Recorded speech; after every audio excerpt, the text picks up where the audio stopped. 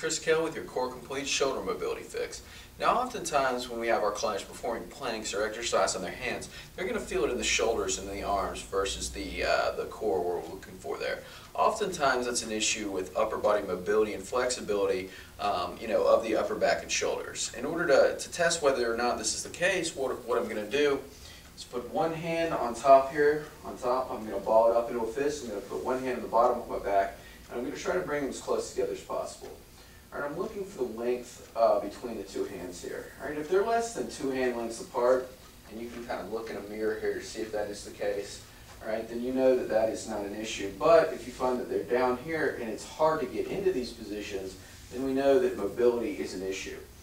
All right, and the other thing that we want to do is we want to compare right to left. If there's a large discrepancy between, if we're scoring the top hand, and if there's a large discrepancy between the top hand on the left and the bottom hand on the right versus the top hand on the right and the bottom hand on the left, we know that we want to give more volume to the side of concern. So whatever hand is on top and the hands are farther apart, we want to do more for that arm. Alright, so I'm just going to show you a simple fix here that you can do to help to increase shoulder range of motion and iron that issue out. Alright, so what I'm going to do here is I'm coming onto my side. I'm lying in the position where I'm really, my top leg is out in front of me here. I'm pulling it down to the ground. I'm going to take my bottom arm, my top hand here, and I'm going to place it under my butt. I'll just come into this position so you can see me. Placing this hand on the floor. I'm sweeping across the floor here, opening my hand up, trying to sweep it up to my ear.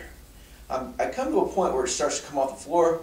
That's my in range of motion. That's where I want to stop. Just sweeping back down gently, moving slowly. And as well as I'm coming to the top here, I'm pulling down on this opposite hip. I'm feeling a nice stretch here in the hip. I'm really getting a stretch here in my shoulder as well. And with each rep, what I'm trying to do is move into a new range of motion. So I'm trying to sweep up a little bit farther, coming to the end range here, taking a deep breath in, deep breath out, trying to just relax into the stretch, get a little more range. All right, once you get into that end range of motion, again, just pause for 1 or 2 seconds, take a deep breath, perform 10 to 15 reps, and then what we're going to perform what's called an isometric contraction. All right, with this, what I'm trying to do is just press down into that end range, press down into the ground here, and just really hold this position. All right, what that's going to do is reinforce the new range of motion that we've just created with the arm sweep.